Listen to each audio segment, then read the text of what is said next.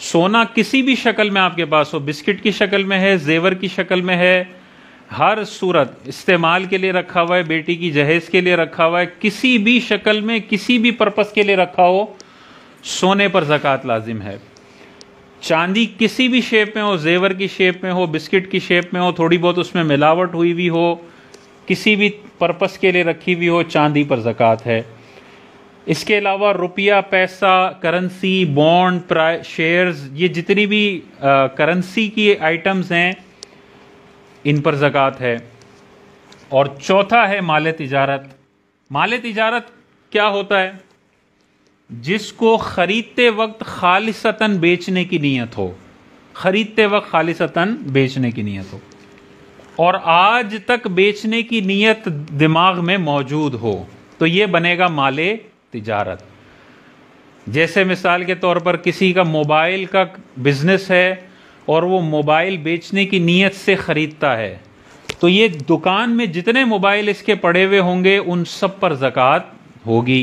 किसी की दूध की दुकान है, दूध का जितना स्टॉक इसके पास पड़ा हुआ है उस पर ज़कात होगी।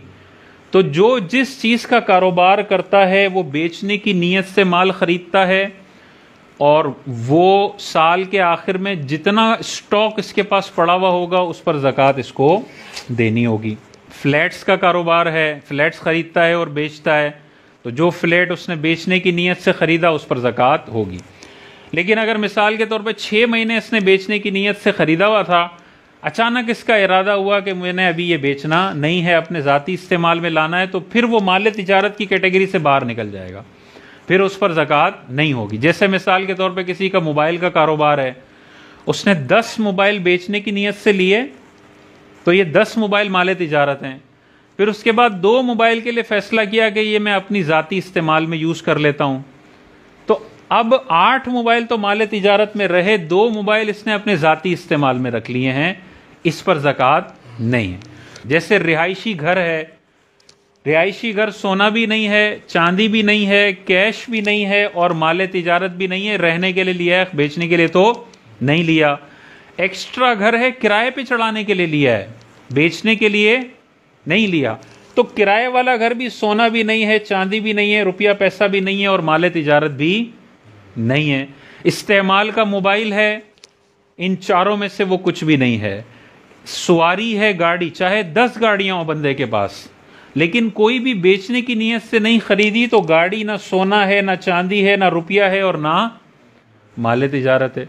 तो 10 घर बंदे के पास हों, अगर वो किराए पे चढ़ाने के लिए लिए हैं, ज़ाती इस्तेमाल के लिए लिए हैं या फारिग पड़े हुए हैं, बेचने की उनमें नीयत नहीं है खरीदते वक्त, ना वो माल तिजारत हैं और ना शुरू के 3 हैं, नहीं होगा। डायमंड ज्वेलरी किसी के पास पड़ी हुई है, डायमंड ज्वेलरी ना सोना है, ना चांदी है, ना रुपया है और बेचने की नीयत से नहीं लिया, इस्तेमाल के लिए लिया, तो माल तिजारत भी नहीं है।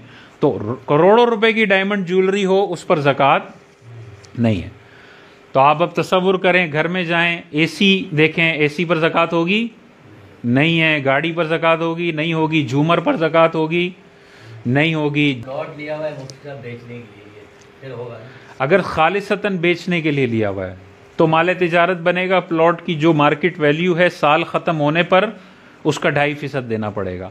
लेकिन 2 नीयतें हैं कि अच्छे पैसे मिले तो बेच दूंगा वरना घर बना लूँगा, तो मिक्स नीयत से भी ज़कात लाजिम नहीं होती, ठीक है ना। 2 नीयतें आपने रखी हुई हैं तो फिर वो माल तिजारत नहीं बनता। माल तिजारत वो है जो प्योर सिर्फ बेचने की नीयत है और कोई नीयत ना हो इसमें।